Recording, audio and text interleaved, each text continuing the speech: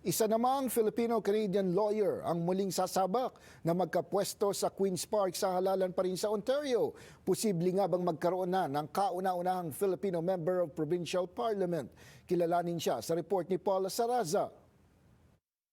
We're back at it this time around and we're very confident in our ability to take the seat this time around. Ilang araw na lang at eleksyon na sa Ontario. Sa kabila ng mas maagang pagtawag sa halalan, hindi nag-atubili ang Filipino-Canadian lawyer na si Paul Sagil na sulitin ang maikling panahon para mangampanya. What this Provincial Conservative Party did with this early election is to make it difficult for people to vote.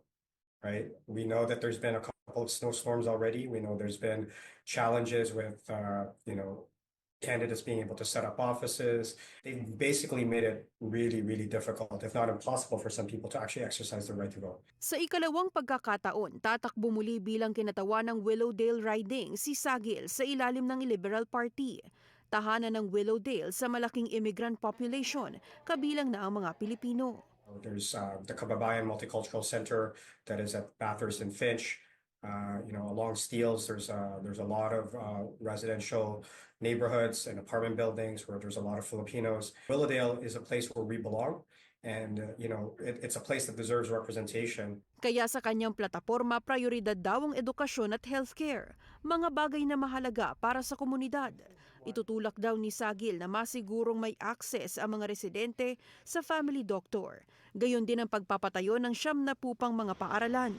At para sa mga magkokolehiyo at hihiram ng pondo sa gobyerno. We're also committing to forgiving interest on OSAP loans and extending the time for repayment so that kids, once they graduate, have the ability to get into the workforce and have meaningful work and then be able to pay back their loans in a timely fashion. Muling makakatunggali ni Sagil ang incumbent na si Stan Cho ng Ontario Conservatives, si Boris Ivanov ng Ontario NDP at si Charolyn Vitesse ng Ontario Green Party.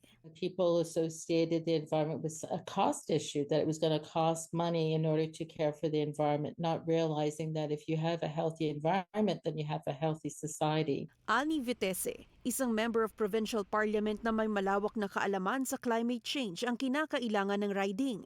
Di raw anya nabibigyang pansin ang epekto nito sa infrastruktura ng lugar.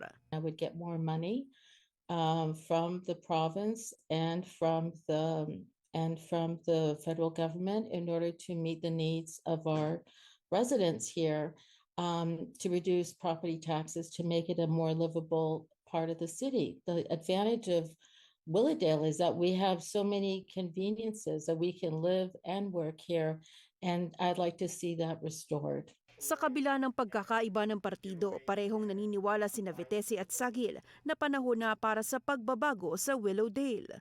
Sinubukan ng Omni News na makapanayam sina Cho at Ivanov, ngunit hindi sila tumugon sa aming paanyaya.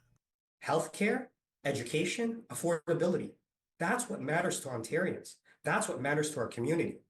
We don't want corruption, and we want our money to go to good use because that's what we work hard for. That's why we pay taxes.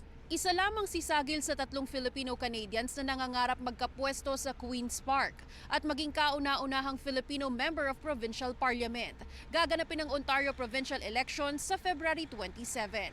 Paula Saraza, Omni News, Toronto.